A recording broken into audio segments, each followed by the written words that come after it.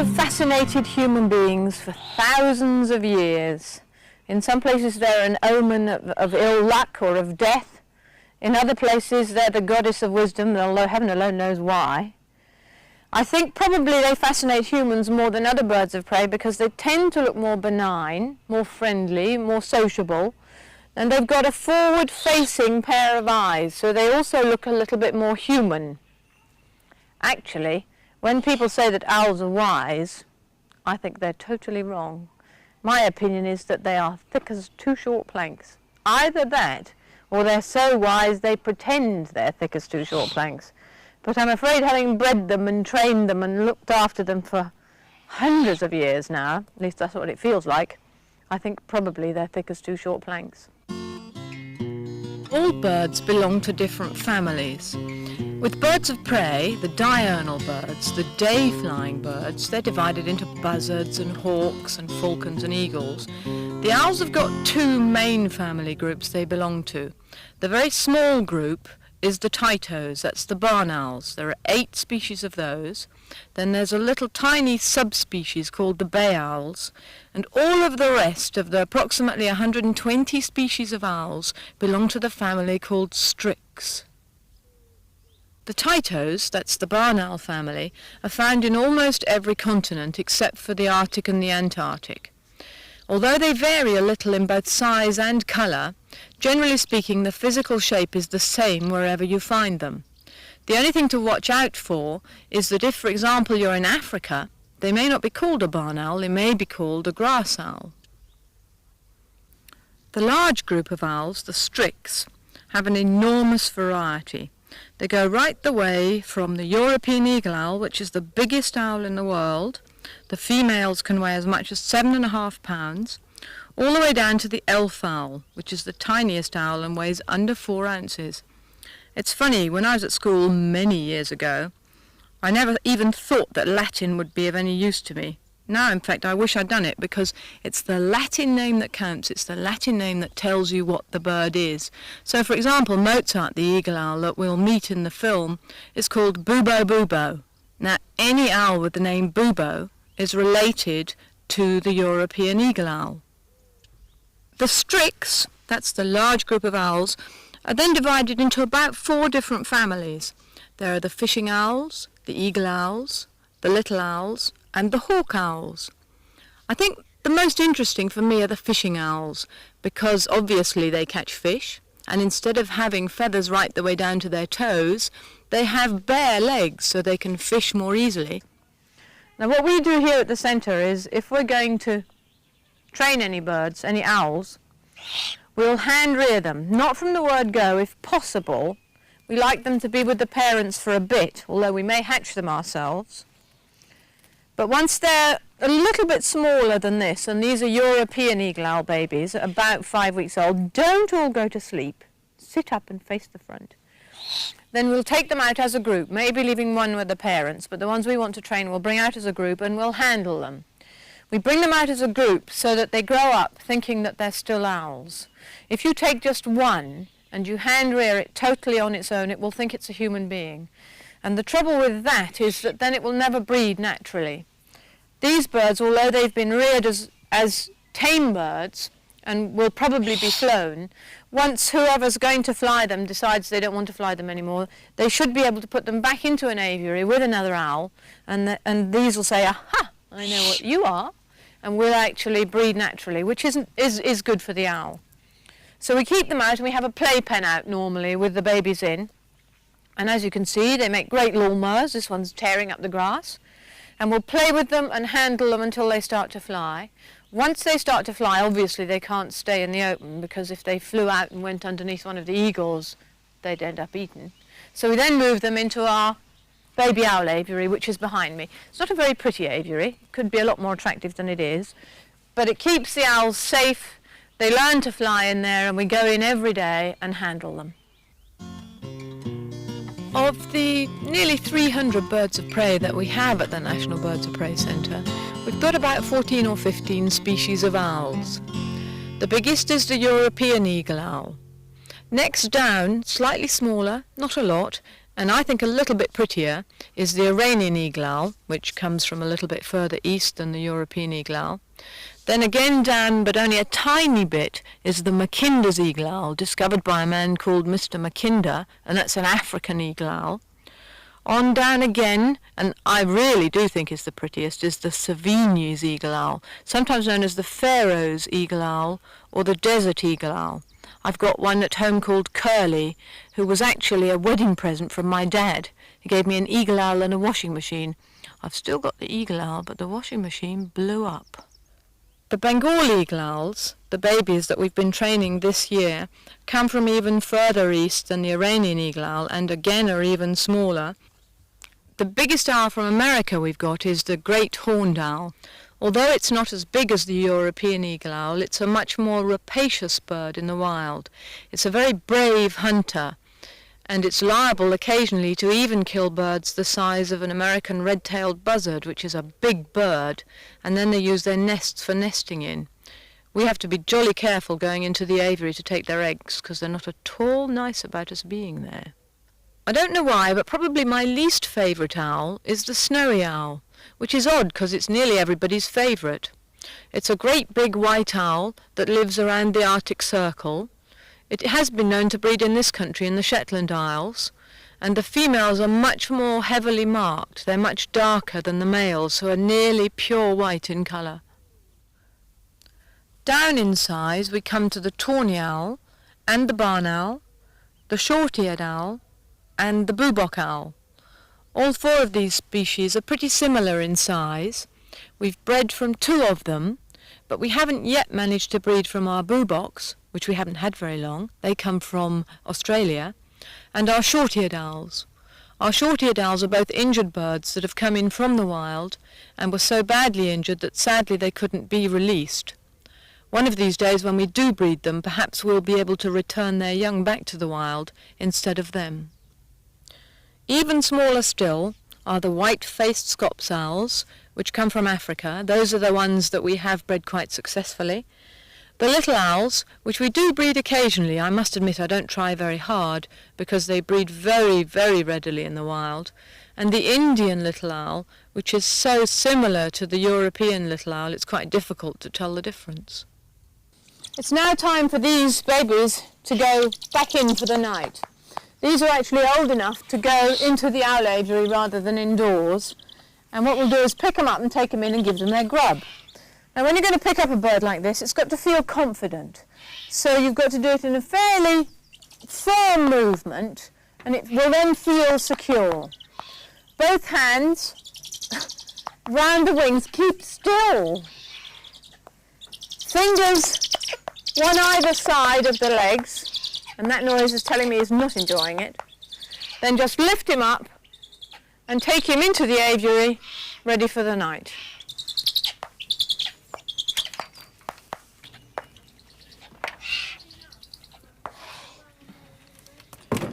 Now our aviaries aren't at all ideal, and you should have a double door, not a single door. But as soon as you come in, lock it so that it can't open, because quite a lot of these owls can actually fly. Now 3 of these are Bengal eagle owls. That's a sort of Indian equivalent of the European eagle owl. And what we're going to do is we're going to train these to fly here at the National Birds of Prey Centre.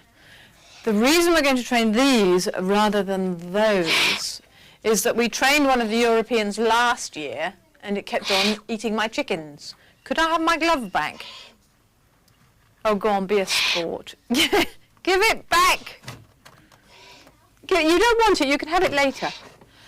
Now at this stage, it's a good idea to get the bird used to being handled and sitting on the glove. They've been played with all the way through, so to get it to sit up, I put my glove behind it, him, her, it, slowly pressed, and there you go. Trained already. What could be nicer? Now the beak is used a lot with baby owls. Everything like a child goes straight into the mouth. So don't be frightened of them. They're actually very gentle. When they've been tamed and made sociable like this, they use the beak just to feel things. And they have, as you can see, huge and very vulnerable eyes. Now in the nest they do a lot of nibbling to each other, just the same as they're doing here. So watch, every time he takes my finger in his beak, he closes his eyes, so that should his brother or sister in the nest do the same thing, there's no chance of this beak hurting this very vulnerable eye. The ears are exactly the same place yours are. They have excellent hearing, excellent sight. And don't believe that owls can't see in the daylight. That's rubbish. They see very well in the daylight. If you look, you'll see a black semicircle. Show them the semicircle. Here and here. And between there, if I stick my fingers in there, sorry, I now have my finger in his ear. And a very nice ear it is too. Some owls, like the barn owls, have asymmetric ears. That means one's a little bit higher than the other. These are also supposed to have asymmetric ears, but it's so close, it's actually quite difficult to see. And very soon these owls will have feathered ears as well. They're not full grown yet. You can just see about there a tiny amount, just that tickle, a tiny amount of feather coming. The feathers have nothing to do with their hearing at all.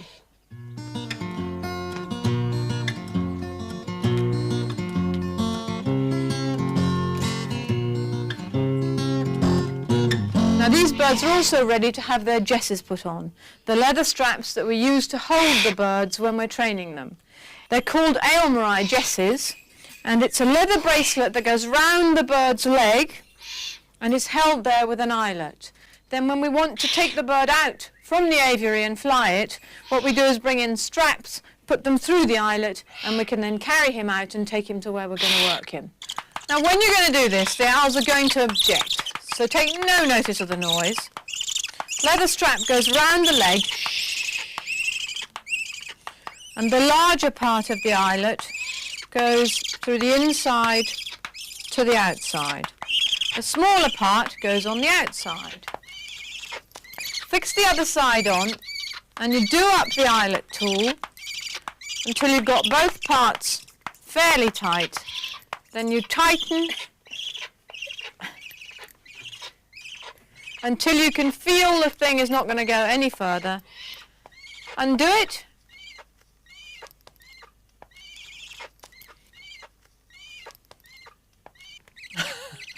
There you go.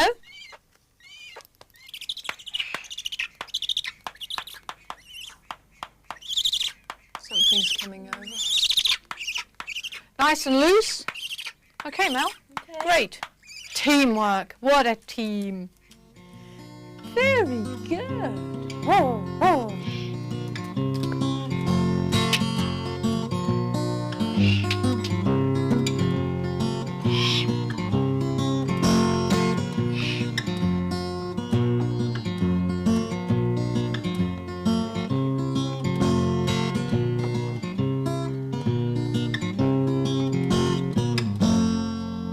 If you look in this aviary, you'll see that the tawny owls have got 3 babies. Now actually only one of them is theirs, because every year we have brought to the centre anything between 10 and in one year over 30 baby owls of usually this size. Now please, any of you who are watching, if you find baby owls in the wild of this size and even smaller, leave them where they are, because these birds, although 2 of them can't fly, can actually scramble up the branches.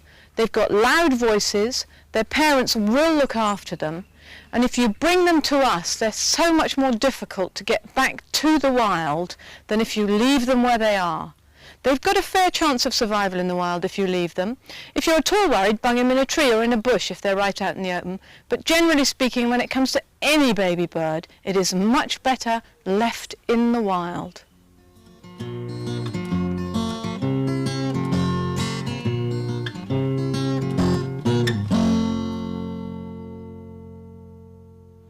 All birds of prey are protected by law. They cannot, any of them, be taken from the wild without special licenses. So owls kept in this country are nearly all captive bred. They're captive bred by quite a lot of people and done in 2 different ways. You can either leave it to the owls, which is the easy way of doing it, or if you have an awful lot of birds like we do, you can interfere and manage a little bit. And what we do is we take away all the first clutches of the bird's eggs, and we put them into incubators. This is the incubator room. If you take them at the right time, the owls will then lay a second clutch of eggs, which means we can double the number. And if we're dealing with rare owls, that's a very good thing to do. This incubator has got some owl eggs in it. Actually, taking the owl eggs is about the most hazardous thing we have to do, because the owls don't like you taking their eggs away and they can get very cross about it. So we usually have to put on battle dress to do it. Now here we have 4 great horned owl's eggs and 2 snowy owl eggs. We collected the snowy owl eggs from Derbyshire about 2 days ago because our female now has a new husband who lives in Derbyshire with her. So we brought them down in a thermos flask and we're going to hatch them. She's not very good at doing the hatching herself. Notice also how the owl eggs are white and the other eggs are not. These are blue and the falcon eggs are brown. This is because owls nest in holes or hollow trees or caves, and so they don't have to camouflage their eggs. Usually the bigger the owl, the more likely it is to nest on the ground. And when you look at the size of the babies, if they did nest in a tree, the chances are that the young would actually fall out of the tree and break their necks anyway. So we give the birds the choice. They can either nest on the ground, and usually in an area where we think they may nest, if they're a big owl, we'll put fine gravel so they can actually dig a nice scrape. Or else we'll put a nest ledge. And you can see here these 2 owls have a nest ledge. In fact, one of them, there's Savigny's eagle owls in here, is actually sitting on the ledge. When the eggs start to hatch, they make a pip or a little bump at the top of the egg where they're starting to break out. Once this happens, we move them out of these incubators into the hatching incubator. The reason for this is that these eggs are in incubators that are what are called forced air incubators. There's a fan blowing air over the top of the eggs. Once they start to hatch, we like them to be less air moving around, so we put them into here where there's a little box made of wire with tissue, and the eggs are in what's called a microclimate. It's the same temperature, higher humidity because there's more water in the incubator, so an egg doesn't get stuck, or a baby doesn't get stuck. But they don't have so much air going over them. And if you look, this morning, we didn't time it quite right. This one hatched before you lot got here. We hatched a baby owl. And here we have a white-faced Scops owl, whose parents came all the way from Africa in 1984.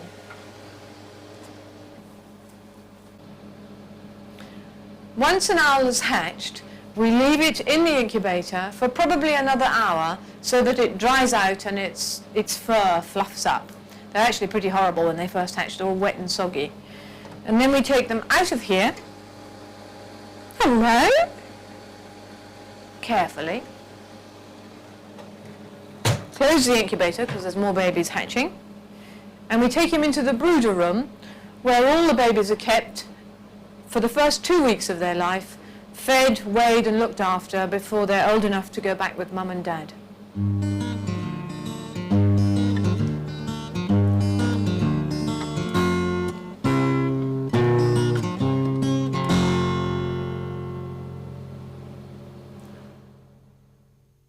This wonderful room here is the brooder room.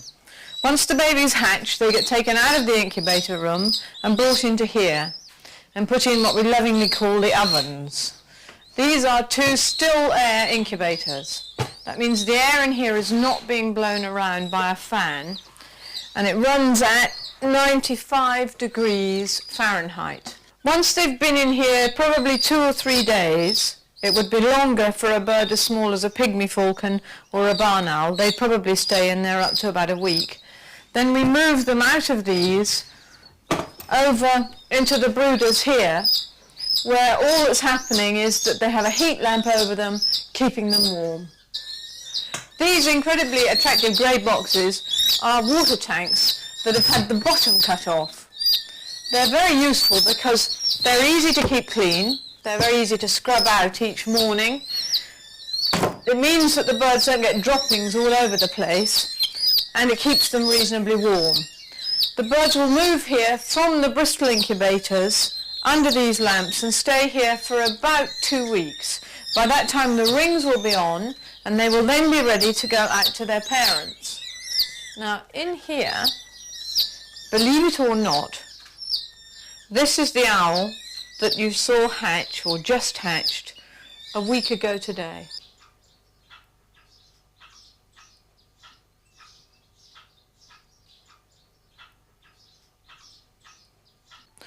With the diurnal birds of prey, it's very easy to see how much they've had to eat because this bulge here is a crop. So once it's full, that's all they need to eat.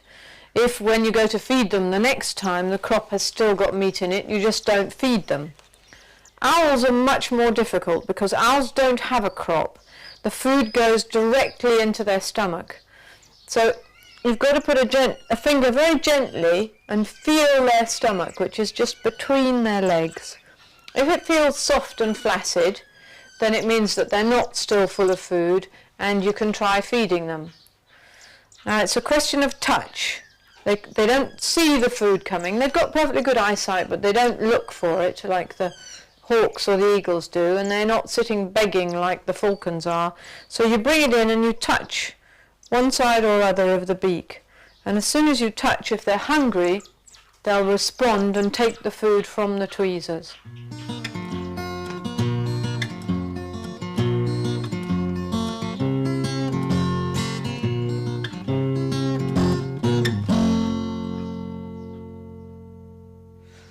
Owls are much better if they're kept in aviaries. You can tether them, but it doesn't really do them any good. They don't enjoy it particularly. They tend to look very miserable.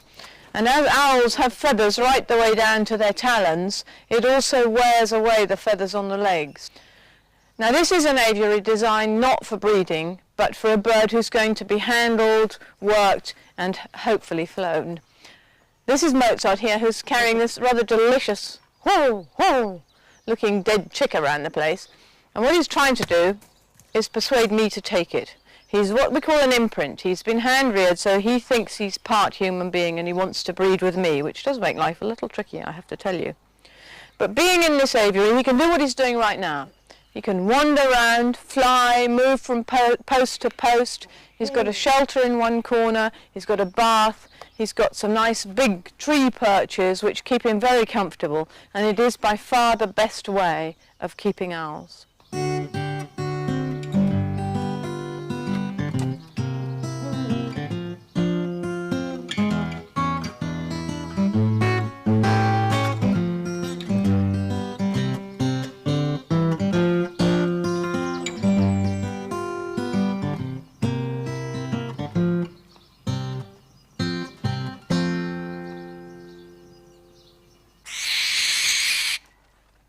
Of all the owls kept in the country, barn owls are probably the most common and the most popular. Unfortunately, not all of them are kept as well as they might be. As with other owls, they should be kept in an aviary, nice and loose. This is a working bird who's taken out and flown every day, so although it's not a huge aviary, he's still got room to move up and down, have a bath, stay in the shade, come out into the sun. Then we go in, open the door first, and take him out and fly him on a regular basis. In this way, he's kept comfortable and happy while he's not flying, and it's very easy to remove him for flying.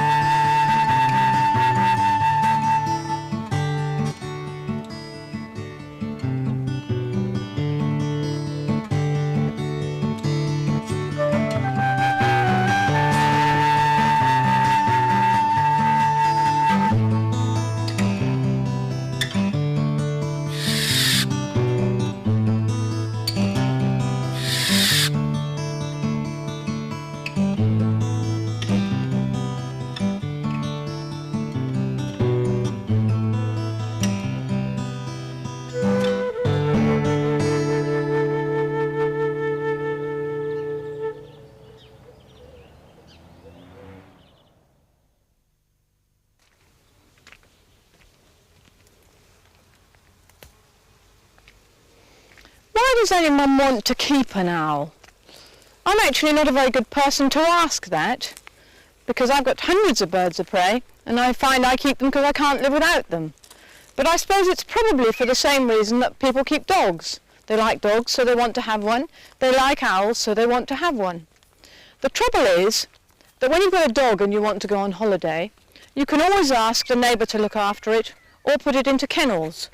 When you've got a bird of prey or an owl, you can't do that. There's nowhere that you can put them in kennels, and it's very silly to ask your neighbour, unless he or she is experienced in looking after owls, to look after your bird in case something goes wrong.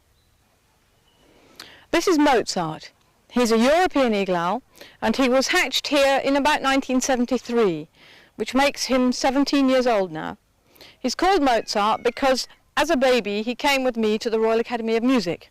He was reared there. In fact, he used to cause havoc on the London Underground because he came to college every day in an open-top cardboard box. And about halfway through the journey, this head would appear out of the top of the box and start to move round. And the passengers, who normally try to ignore anything that's happening, were just fascinated. And the newspapers would drop down, and by the end of the journey, they'd be asking all sorts of questions about him. Mind you, he did get a bit naughty. After a while he learnt if he walked up the side of the cardboard box he could get out. Now, this flower smells quite good, it's lavender. He can't smell it at all. Most birds of prey have good eyesight, good hearing, but no sense of smell. So he's not impressed with this flower. The important thing to remember about Mozart is that for the 17 years he's been alive, and he could live up to 25 or even 30, we've still got his dad, he's never been left on his own. There's always been somebody on the premises to look after him.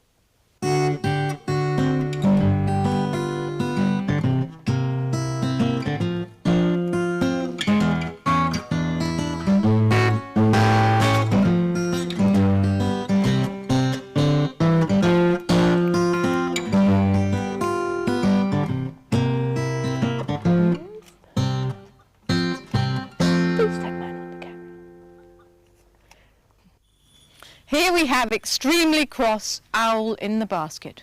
All we need is chips and we're away.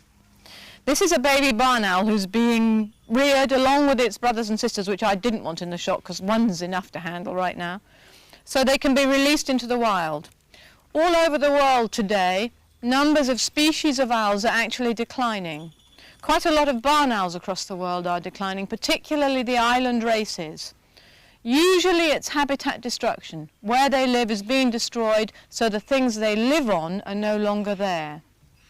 A number of very well-meaning people throughout Britain are breeding barn owls and releasing them back into the wild.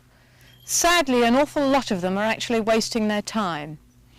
Over the last 5 years there's been a survey on barn owls by the Hawk Trust, and it's been discovered that barn owls can no longer nest within 3 miles of any motorway, dual carriageway or heavily used trunk road. The reason is that they get killed by traffic. 2 years ago 5,000 barn owls were run over. So when you're going to release them, you've got to make sure that the area you're going to release them into is suitable. It's got to be away from heavily used roads. You've also got to make sure that the prey base is there, because the reason that most of these owls are not around in Britain is not so much lack of nest sites, but lack of food availability.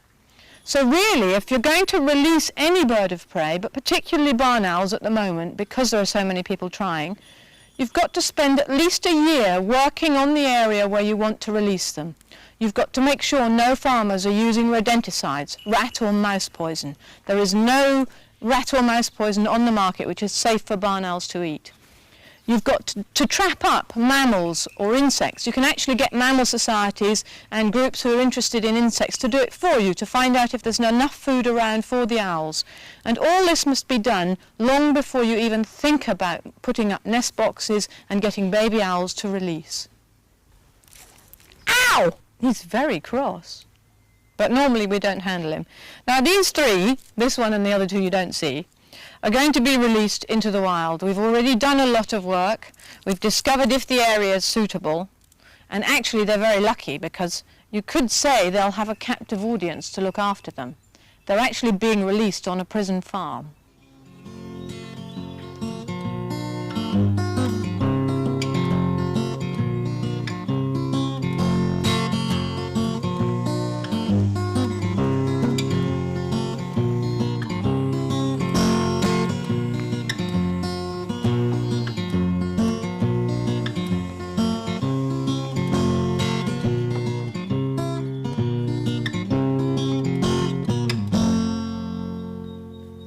keep on showing you situations that aren't ideal. The problem with the Falconry Centre is that we're desperately short of cash and we never have enough room for the birds. If you're going to train owls, or an owl, and basically only one person's going to train one owl, it's much better to have them on their own. But we've had to work with 3 owls in the same aviary, which is a bit tricky. When we first start them, we work with them in the aviary, because here they feel secure, they've grown up here, they're comfortable. But you can't be squeamish, I warn you. They eat dead day-old cockerels, of which I have a number in here, looking delicious. Come on, onto here. And I want this bird, pull up a bit, to start off on this post here. Here we go. Hey presto, coming to a piece of meat. Then I'm going to ask him to come to the fist. So I'm going to step back.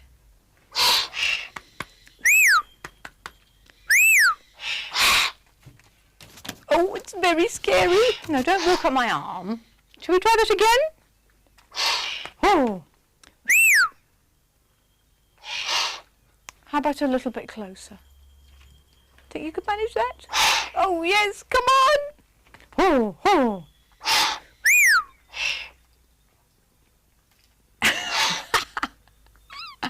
It's great, isn't it? And this is the joy of training them. They're such a scream.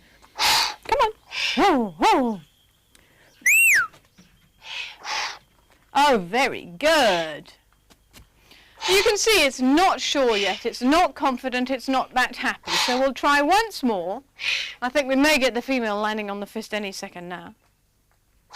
Oh. And the infuriating thing about owls is they have absolutely no concentration at all. 1 minute they'll be looking at you, and the next minute they're looking at something else. Wake up! Oh, oh. Oh, oh. Oh, the suspense is killing us. Come on, you can do it. I tell you what, let's try the other one. You come and sit over here, look. Over here. There. There you go. Confident on its own perches, not so confident to the fist. Let's see if we can get the female here. Good girl. And then get her to jump. She's a more nervous bird. Oh. Oh. Oh, oh. One of you is going to come. They'll probably both decide to come at once. And what you're seeing here is exactly what you're going to have to go through to train any bird, but particularly an owl. Come on then, a bit closer. Oh.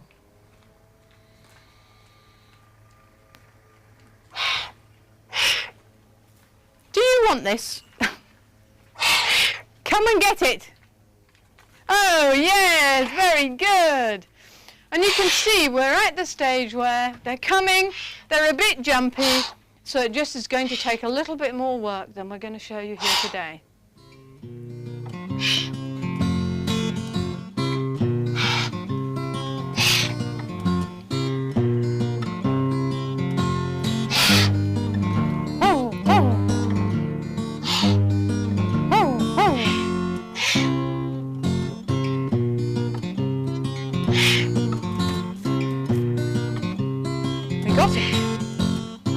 Very good. Trained. Gulp.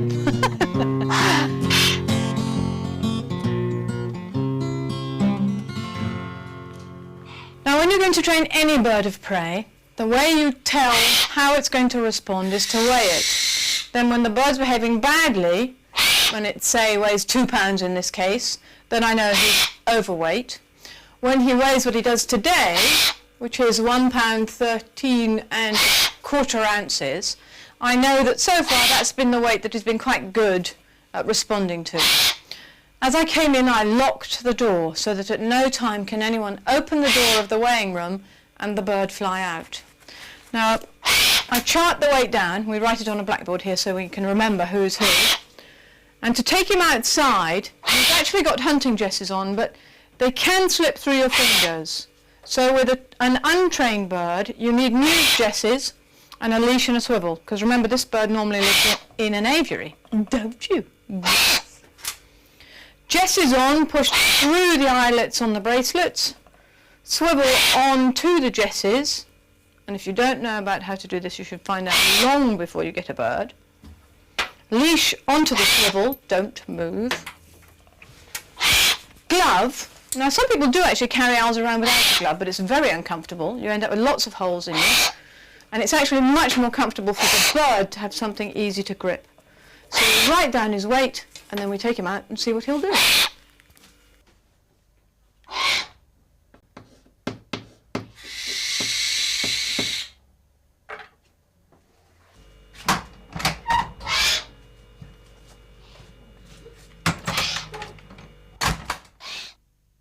The 3 Bengal eagle owls that we're training are being trained by 3 different people here.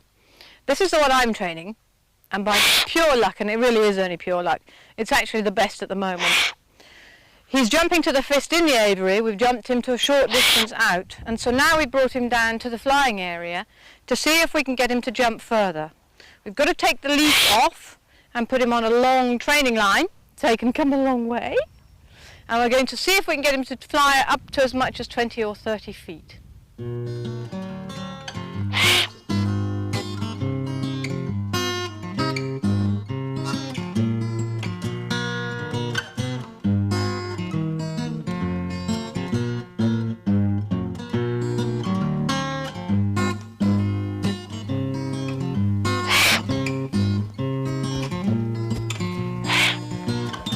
Oh, what a good boy.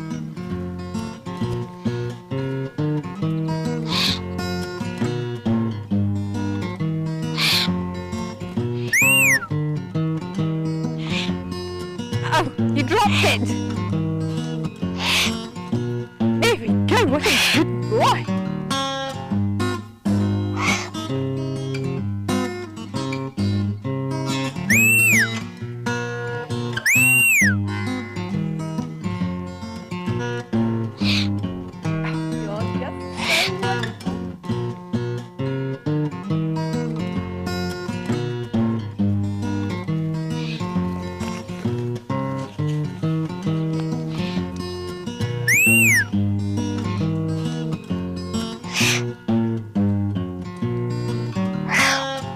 Don't talk with your mouth full.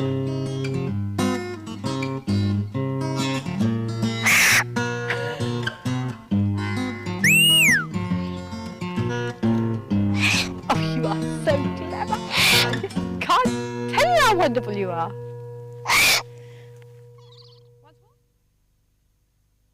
There are 6 species of owls in Britain. The biggest and the rarest is the snowy owl. They only live up in the very north, and until recently they were very unlikely to increase in numbers because there were only females on the island of Fetla, which makes breeding pretty difficult. Commonest of all the British owls and found almost everywhere is the tawny owl. You can even find them in the middle of London, and you'll always know when you hear one because they do the classic to-wit-to-woo noise, and they can also make the most horrific scream that sounds like mayhem and murder at about 3 o'clock in the morning. Almost everyone must know that our declining owl is the barn owl. Ghostly white under wings means that when it's seen flying it's often mistaken for a snowy owl, and its greatest downfall is that it glides slowly along the roads and verges and invariably doesn't get out of the way of cars in time. The short-eared owl and the long-eared owl, who are very obviously called that because of the length of their ears, remembering that they're only feather ears, are doing reasonably well in this country, and if you go to the right areas you can actually see them in the wild. Last is the little owl. It's actually not a British species, it's what we call an introduced species, and it must be really a major success story for inbreeding if you think about it, because only 18 were released into the southeast in the last century, and there are now thousands of them in the wild. You may not realise it, but you've probably seen a lot of our birds on television. They've done an awful lot of film work and advertising, but of all the birds that we use, probably the owls are required more often than any other. The barn owls are always the most popular. This one's portrait is on the BT phone card. Both of my barn owls have been to Corfu filming for Gerald Durrell's My Family and Other Animals, and they also both went up to Yorkshire to film for the James Herriot, All Creatures Great and Small, and all sorts of adverts and films all over the country. Actually, they get paid more than I do.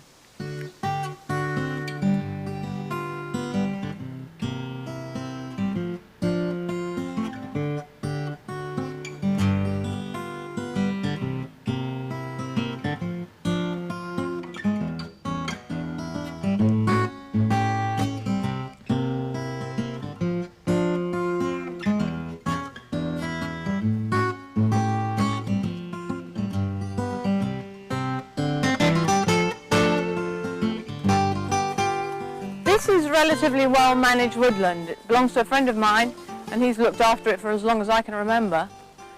In it live tawny owls, on the edges live little owls, and if we weren't quite so close to very heavy roads around here, we'd probably have barn owls as well. A lot of owls hunt by what we call still hunting. A lot of birds of prey do. And they'll sit up in a tree, completely still, completely quiet, unlike my Labradors, listening and waiting for something to move, because wherever we are around here there'll be mice, beetles, insects, all sorts of things which owl can eat, and they will just listen and wait. They'll turn that head on that wonderful neck they can, so they can rotate over 400 degrees, and if they hear something behind them they can look without moving their body, and then bang, wood mouse for tea.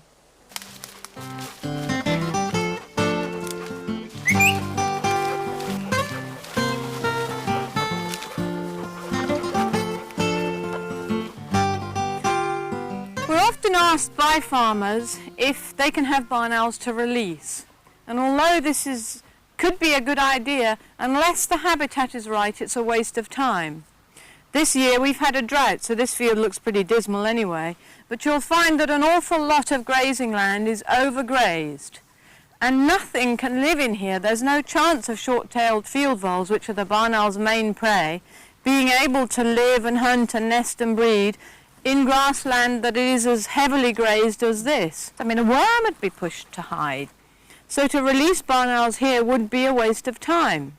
Mind you, there's plenty of rabbits about. Rabbits!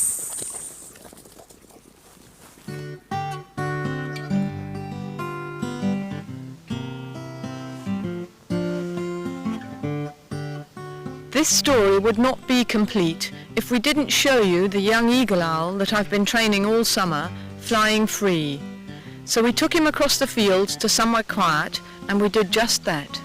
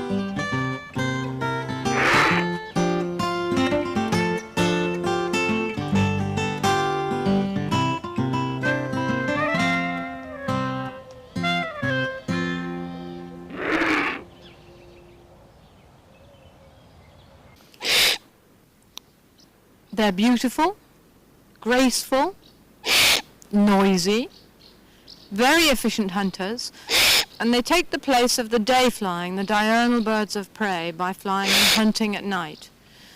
I hope when you've watched this film you haven't all suddenly decided you want to rush out and buy an owl. I've been very worried recently because I've had a number of telephone calls from people who are really upset by seeing barn owls available for sale in pet shops stuffed into parrot cages, which I think is disgusting. I mean, I don't think you should even keep parrots in parrot cages. I've had a great time training this owl, even if I did think you were a bit dense to start with. And I hope that everybody's liked seeing him develop along the lines where he started by jumping to the fist in the aviary, then we took him outside, and now today we've brought him right away from home to somewhere he's never been before, and he's really dealt with it very well. If you have enjoyed it, then that's good for both Jemu and for me.